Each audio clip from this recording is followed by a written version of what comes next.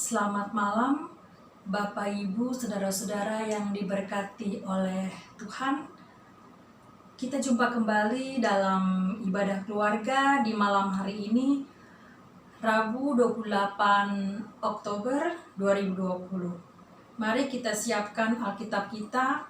Kita buka di dalam kitab Ibrani pasal 12, ayat 12 sampai dengan 16. Sebelum itu, mari kita berdoa mohon bimbingan Roh Kudus. Kita berdoa. Bapa pengasih di dalam Tuhan Yesus, kami bersyukur atas cinta kasih dan anugerah Tuhan dan kebaikan Tuhan, di mana kami pada malam hari ini, kami hendak merenungkan firman Tuhan, dan di dalamnya kami mau Tuhan Yesus hadir dan campur tangan untuk menyertai kami, dan kami memerlukan Engkau Tuhan. Tuhan Yesus, bimbing kami dengan Roh Kudus-Mu. Berkati kami Tuhan. Amin. Bapak, Ibu, saudara-saudara yang diberkati oleh Tuhan, pembacaan firman Tuhan pada malam hari ini terambil dari kitab Ibrani pasal 12 ayat 12 hingga 16. Yang demikian bunyi firman Tuhan. Sebab itu, kuatkanlah tangan yang lemah dan lutut yang goyah, dan luruskanlah jalan bagi kakimu, sehingga yang pincang jangan terpelecok, tetapi menjadi sembuh. Berusahalah hidup damai dengan semua orang, dan kejarlah kekudusan. Sebab tanpa kekudusan tidak seorang pun akan melihat Tuhan. Jagalah supaya jangan ada seorang pun menjauhkan diri dari kasih karunia Allah, agar jangan tumbuh akar yang pahit, yang menimbulkan kerusuhan dan yang mencemarkan banyak orang. Janganlah ada orang yang menjadi cabul atau yang mempunyai nafsu yang rendah, seperti Esau, yang menjual hak kesulungannya untuk sepiring makanan. Demikian pembacaan firman Tuhan. Terpujilah Kristus. Haleluya. Bapak, Ibu, dan saudara-saudara yang diberkati oleh Tuhan, nasihat dan keteladanan dibutuhkan bagi tiap orang untuk bisa bersikap dengan benar di dalam kehidupannya. Penulis surat kepada orang Ibrani ini menjadikan iman sebagai dasar penting dalam menjalani kehidupan sebagai iman yang hidup. Ibrani mengungkapkan bagaimana tangan Tuhan akan terus menjaga dan mendidik tiap orang, dan Dia akan mengajar anak yang dikasihinya, sekalipun ajaran itu Allah selalu mendatangkan kesakitan yang luar biasa. Namun itu akan memberikan kesukaan di kemudian hari. Oleh karena itu, sesudah diungkapkan oleh Ibrani bagaimana dia berbicara, bagaimana seharusnya hidup kita yang mendapatkan pendidikan, pengajaran, dan harus hidup sesuai dengan kehendak Tuhan, sehingga bagaimana hidup kita dengan Tuhan seperti layaknya kita sebagai orang tua dengan anak. Jikalau kita mendidik anak kita, kemudian dia berbentuk seperti apa yang kita kehendaki, dia patuh, ya, maka kita akan senang pada anak itu. Bahkan apa yang anak itu minta, kita kasih, kita meluluskannya. Tetapi sebaliknya, kalau anak itu kemudian nakal, bikin kesal, lalu kita akan menghardik, menghajarnya, sekalipun suka atau tidak suka. Tetapi kita harus melakukan itu demi sebuah kebenaran. Tuhan juga sama. Mendidik kita sama seperti itu. Ini juga nasihat bagaimana Dia bisa menguatkan tangan yang lemah dan lutut yang goyah, dan ini bisa menjadi bagian dari kesiapan untuk ambil bagian dalam perlombaan iman, serta kesiapan menghadapi tantangan, karena hanya mereka yang memiliki tangan dan kaki yang kuat yang dapat berlomba dengan baik sehingga pada akhirnya bisa menghasilkan sebuah kebenaran. Jikalau Bapak Ibu dan saudara-saudara ya dan saya tidak kuat, maka suka atau tidak suka, kita harus kuat pada diri kita sebelum kita menguatkan orang lain di sekitar kita. Kita dulu yang harus kuat, baru kita menguatkan orang lain di dalam mengalami kesulitan, pergumulan, ekonomi, kepahitan, kedukaan, dan itu untuk tetap mampu bangun dan bertahan. Jadi kalau kita kuat, kita akan mampu memberikan spirit, nasihat kepada orang di sekitar kita, kepada sesama kita. Jadi itulah seharusnya bagaimana dalam hidup kita harus mengalami hari-hari hidup kita itu sehingga kita jangan marah kalau kita mendapat pergumulan kepada Tuhan, tetapi kita harus hidup ini mampu introspeksi bagaimana tangan Tuhan sedang membentuk kita. Jadi kita harus tetap percaya bagaimana Tuhan akan senantiasa membentuk kita untuk menjadi tetap kuat. Dan hidup kita ini, hari-hari hidup kita ini, kita bisa mampu menghadapinya. Tetapi kita juga akan bisa mengerti bagaimana menguatkan yang lemah, menguatkan yang goyah, itu menjadi panggilan kita di dalam kehidupan ini dan menjadi sandaran dan penghiburan. Tetapi di sisi lain bahwa diajarkan kepada kita bagaimana meluruskan jalan bagi kakiku sehingga yang pincang juga terpelecok tetapi menjadi sembuh. Bapak Ibu yang terkasih dalam Tuhan, Kitab Ibrani ini berbicara bagaimana jalan itu menjadi sungguh, yang merupakan dorongan untuk menerima kondisi yang ada, tapi tidak berarti lalu begitu saja. Artinya, kalau kita mengalami kondisi yang tidak baik, kita harus ada usaha, tidak tinggal diam. Jadi, kalau kita melihat orang yang kakinya pincang, jalannya tidak tepat arah. Maksud pincang di sini bukan kakinya pincang ya, dia berjalan dalam tidak kebenaran. Maka kita harus melakukan supaya orang itu berjalan pada kebenaran. Jadi berjalan pada jalan yang lurus supaya di sini kakinya tidak terkilir ya, malah akan disembuhkan. Jadi kita harus juga berusaha bagaimana untuk menjadi sembuh. Orang itu harus berusaha juga supaya tidak pasrah menerima nasibnya.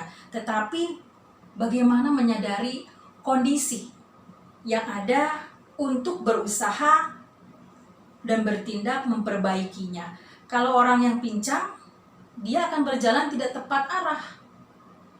Tapi bagaimana situasi hidup moralitas tiap orang yang terseok-seok, ya, berjalan dari kebenaran yang mana harus menolong dia untuk meluruskan jalan dalam kebenarannya, dan itu tidak hanya sekedar kita mencaci maki, menghardiknya, tetapi bagaimana tiap orang kita harus benar-benar menolong orang yang berada di jalan yang tidak lurus. Jadi kita jangan hanya bisa menilai orang begitu cepat. Jadi kita harus fokus pada diri kita, sikap hidup kita, dan sebagaimana kita layaknya menolong orang. Dan kita harus menasihati tiap orang supaya mereka itu jangan salah dalam kehidupan kita. Dalam bagaimana kita melakoni hari-hari hidup kita, bagaimana kita melihat apa yang Tuhan mau dalam hidup kita. Bagaimana kita betul-betul mempunyai makna di dalam kehadiran kita hidup di dunia. Ibrani mengatakan di ayat yang ke-14, berusahalah hidup damai dengan semua orang dan kejarlah kekudusan, sebab tanpa kekudusan tidak seorang pun akan melihat Tuhan. Berusahalah hidup damai. Kata-kata ini sangat manis. Kata-kata ini sangat enak didengar. Tapi kalau dibilang susah, ya susah. Kadangkala dalam hidup ini menjengkelkan. Bagaimana kita harus memiliki untuk hidup damai? Yaitu belajarlah di dalam penguasaan diri. Di dalam diri kita, sehingga kita tidak menimbulkan amarah yang tidak menyenangkan. Dan ini penting sekali untuk kita pahami. Bagaimana kita tidak boleh mensyukuri orang yang jahat kepada kita. Kalau kita menemukan orang yang jahat kepada kita, lantas orang itu kena batunya, kemudian kita dengan secara tidak langsung keluarlah kata-kata, syukurin, kena loh. Itu yang sering kita lihat. Kalau orang yang jahat kepada kita, kemudian kita balik mensyukurinya. Nah, ini jangan sampai itu terjadi pada diri kita. Tetapi bagaimana kita harus berusaha hidup damai walaupun orang itu jahat kepada kita. Tetapi kita harus damai. Memang untuk berkata hidup damai itu tidak gampang. Perlu komitmen dari diri kita. Jadi rasa kata syukur itu memang selalu muncul dalam hidup kita kepada mereka yang jahat kepada kita, ya. Di sini firman Tuhan bilang, tegur dia, telanjangi dosa-dosanya sampai dia mau kembali. Nah, Bapak Ibu, saudara-saudara yang dikasih oleh Tuhan, mari kita terus berjalan bersama Tuhan, hidup damai dengan semua orang. Jadi kejarlah kekudusan, karena kudus itu bukanlah berbicara tentang saya tidak menolak untuk berdosa, tetapi kita harus melakukan yang benar. Kekudusan bukan saja sekedar saya untuk menolak, saya tidak mau bikin dosa, tetapi kita harus proaktif, ya. Saya melakukan kebenaran. Jadi bukan sekedar berbuat salah, tapi melakukan kebenaran. Itulah hidup orang Kristen yang seharusnya proaktif. Bagaimana caranya untuk proaktif? Yaitu kita harus memiliki kasih dalam diri kita. Kita harus mematuhi, kita harus melihat bahwa Tuhan pasti turut bekerja. Kita akan melihat kemuliaan Tuhan dalam diri kita. Dan kalau kita dekat di sini dengan Tuhan, kita akan melihat, ya, kita akan melihat yang kudus dan menjaga kekudusan. Dan siapa yang dekat dengan Tuhan, dia yang hidup damai bersama dengan sesamanya. Sungguh indah kalau kita hidup damai bersama saudara-saudara. Itulah ajaran Tuhan Yesus, berusahalah hidup damai. Sungguh luar biasa, sungguh indah kalau kita melakukan semua itu. Bapak Ibu yang terkasih dalam Tuhan, kalau kita mendengar sesuatu yang tidak pernah didengar orang, bukan dari kata-katanya dan bukan apa yang dilihatnya, tetapi kita mendengar suara kebatinannya lah yang bisa membuat dia bisa mempersembahkan dari separuh hatinya. Padahal sebetulnya Tuhan ajarkan kepada kita adalah sukacita, ya, sukacita lebih dari apapun yang kita nantikan, dan membuat engkau untuk mampu memberikan yang terbaik. Oleh karena itu, marilah kita hidup di dalam itu, dan jangan sampai ada orang di sini yang menjauhkan diri dari kasih karunia Allah. Dan seringkali kita itu selalu membuat akar pahit dan menimbulkan kerusuhan dan mencemarkan banyak orang. Untuk itu, Bapak, Ibu, dan saudara-saudara yang dalam kasih dalam Tuhan, berhati-hatilah. Jangan sampai kebencian itu datang pada diri kita. Jangan sampai kebencian itu dipelihara. Ya, kita harus waspada karena Tuhan menginginkan kepada kita untuk hidup damai. Jangan ada kebencian. Biarlah tangan Tuhan yang melakukan. Yang penting lakukan apa yang bisa kita lakukan. Kita jangan usah ribut-ribut lah. Hal sepele menjadi besar. Jalani hidup ini. Mari kita temukan kepuasan batin. Tuhan akan kasih. Tidak ada yang bisa ambil itu semua. Orang bisa puas, bisa beli ini, bisa beli itu karena dia mampu. Tetapi kepuasan batin, siapa yang bisa beli? Tidak ada. Oleh karena itu, janganlah kita kemudian menjauhkan diri dari kasih karunia Allah.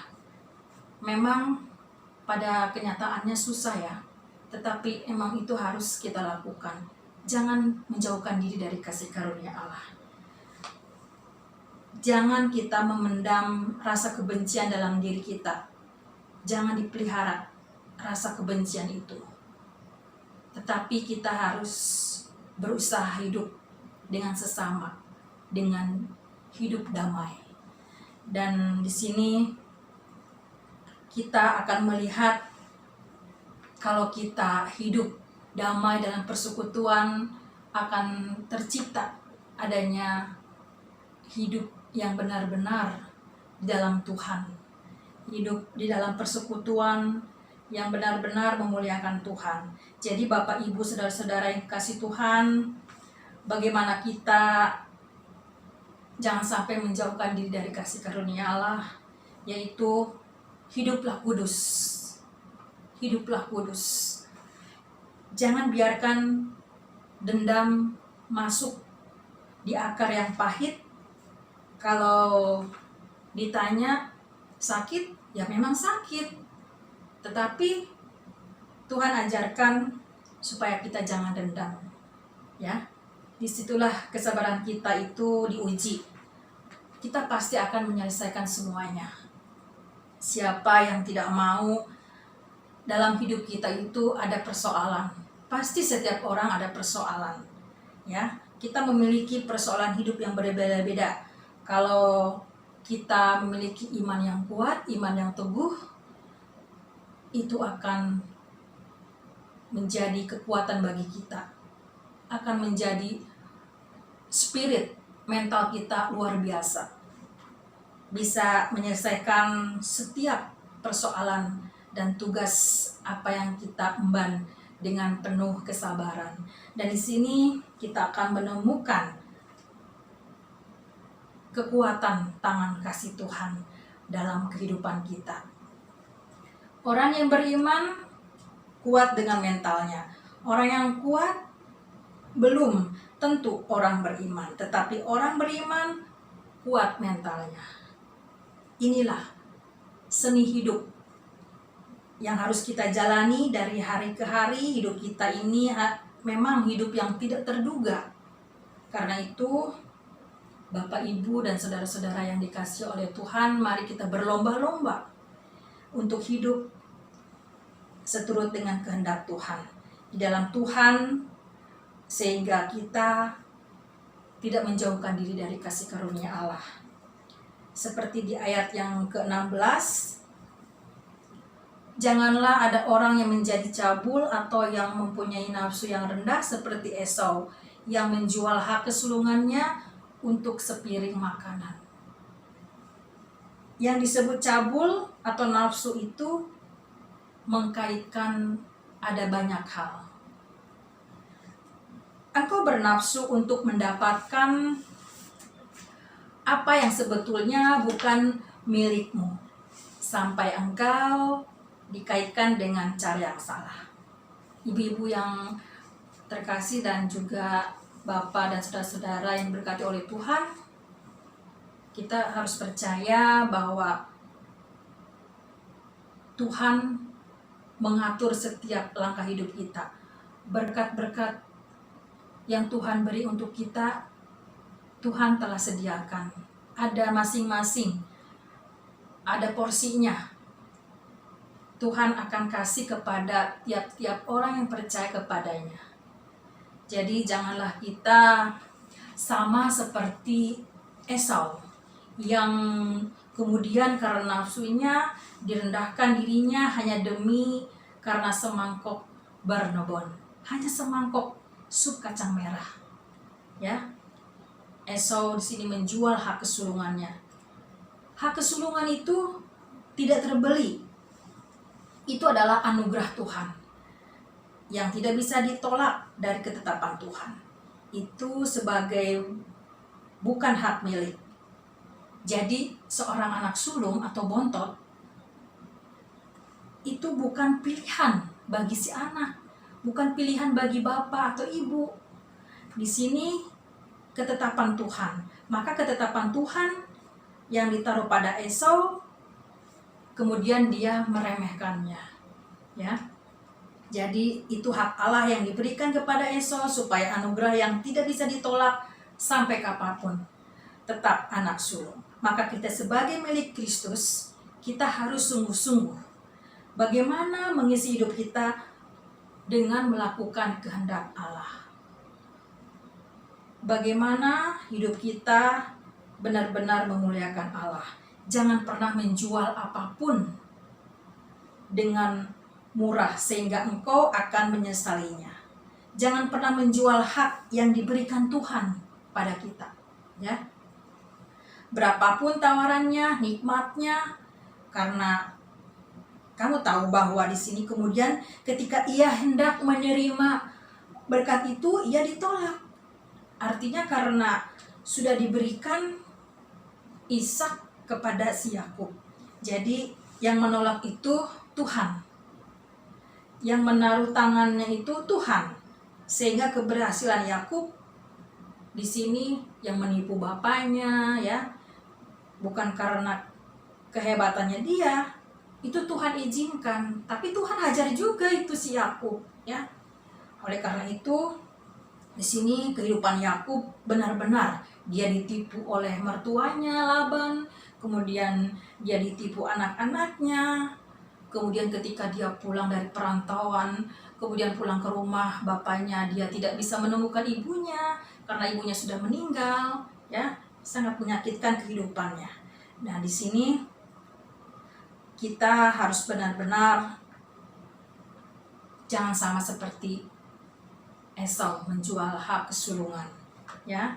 Di mana di sini Yakub adalah di sini seorang yang dicintai Tuhan, tetapi dia juga bisa dihajar oleh Tuhan. Makanya ibu bapak dan saudara-saudara yang dikasih oleh Tuhan, jangan main-main dengan Tuhan, ya. Cintanya yang besar, sekejap tipu bapaknya, sekejap tipu kakaknya, berkejap-kejap dia harus menanggungnya. Tipu mertua, dia tidak bisa melihat ibu yang terkasih, ditipu oleh anaknya, dia kehilangan anak tersayang, kemudian dia berpuluh-puluh tahun merasakan sakitnya luar biasa. Jadi ibu bapak, saudara-saudara yang diberkati oleh Tuhan, Jangan pernah kita tergoda dengan apapun juga untuk menjual imanmu yang mahal. Jangan pernah menggadaikannya dengan alasan apapun. Jangan bertindak bodoh dan ceroboh seperti Esau ya, yang menjual hak kesulungannya demi memuaskan rasa lapar sesaat. Oleh karena itu berhati-hatilah. Jangan sampai kita menjual hak kesulungan kita hanya demi harta, jabatan yang sifatnya hanya sementara. Dan jangan meremehkan kasih karunia Allah. Maka orang tersebut itu akan bernasib sama seperti Esau. Ketika ia hendak menerima berkat, ia ditolak sebab ia tidak beroleh kesempatan untuk memperbaiki kesalahannya, sekalipun ia mencarinya dengan mencucurkan air matanya. Ya, ingatlah Bapak, Ibu, dan saudara-saudara yang diberkati oleh Tuhan, bahwa keberadaan kita ini berbeda dengan orang-orang dunia. Karena kita adalah orang-orang pilihan Tuhan yang telah dipanggil dari kegelapan kepada terangnya yang ajaib. Jadi kita harus menghormati dan menghargai kasih karunia Tuhan ini dengan takut dan gentar. Jangan serakah terhadap harta yang fana, tetapi peganglah harta yang bernilai kekal.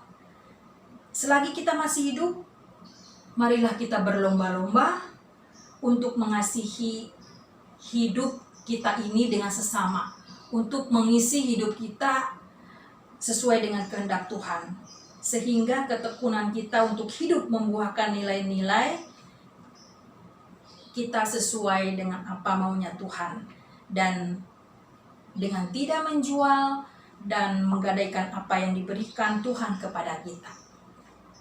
Apa yang menjadi persoalan Bapak, Ibu, saudara-saudara pada hari ini? Ketika mendapat pergumulan, mari transferkanlah pergumulan itu kepada Tuhan. Tuhan tahu di dalam waktu dan doa Bapak Ibu yang kita jalani, Bapak dan Ibu akan melihat bagaimana kekuatan dan campur tangan Tuhan untuk kita.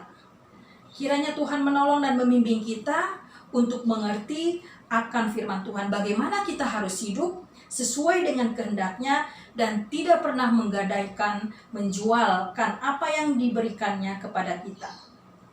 Tuhan Yesus memberkati. Amin. Mari Bapak, Ibu, saudara-saudara, kita berdoa.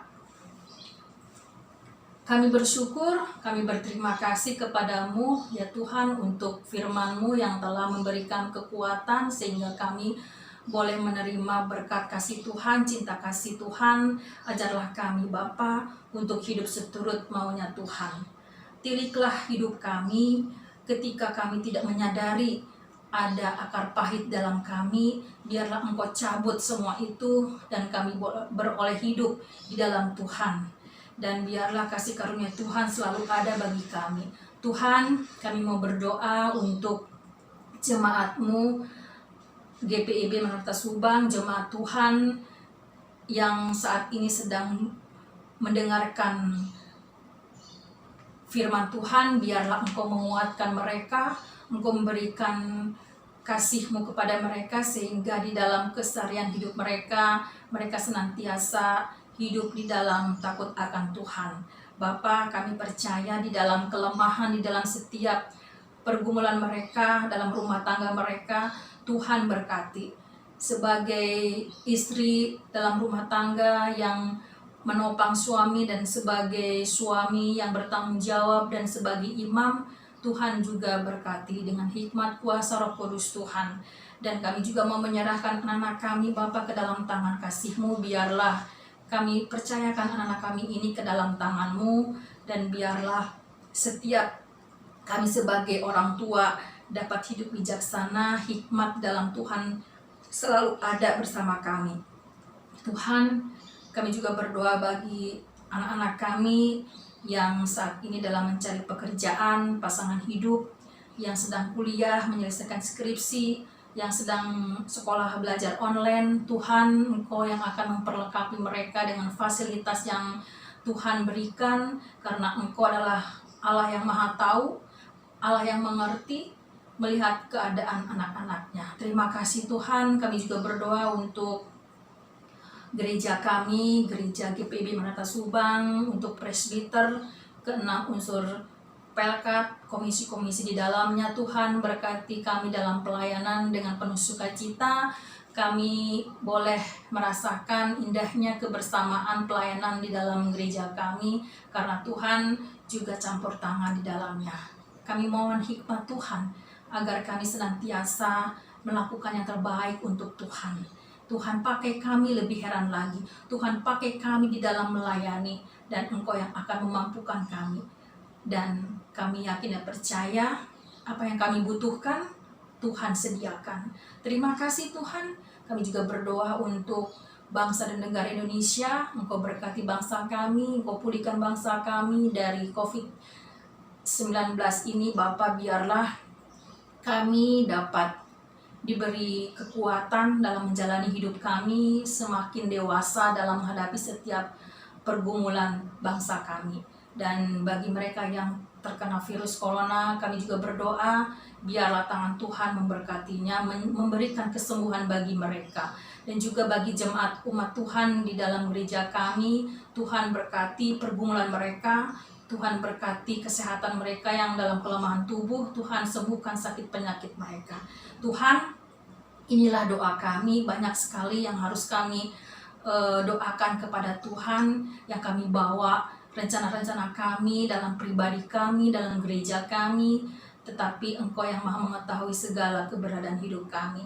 Inilah doa ungkapan syukur kami ya Bapa, yang kami naikkan ke dalam tangan Tuhan. Ampunilah segala dosa kesalahan kami, kuduskanlah kami Bapa, agar kami benar-benar menjadi anak-anak Tuhan yang boleh melakukan yang terbaik untuk Tuhan. Terima kasih Tuhan. Inilah doa syukur kami yang kami naikkan hanya di dalam nama Tuhan Yesus, Tuhan dan Juru Selamat kami yang hidup, yang telah mengajar kami berdoa. Bapa kami berada di sorga, dikuduskanlah namamu, datanglah kerajaanmu, jadilah kehendak-Mu di bumi seperti di sorga. Berilah kami pada hari ini makanan kami yang secukupnya, dan ampunilah kami akan kesalahan kami seperti kami juga mengampuni orang yang bersalah pada kami. Dan jangan membawa kami ke dalam pencobaan, tetapi lepaskanlah kami daripada yang jahat. Karena Engkau lah yang mempunyai kerajaan dan kuasa dan kemuliaan sampai selama-lamanya. Amin. Selamat malam, selamat beristirahat. Tuhan Yesus memberkati kita semua. Amin.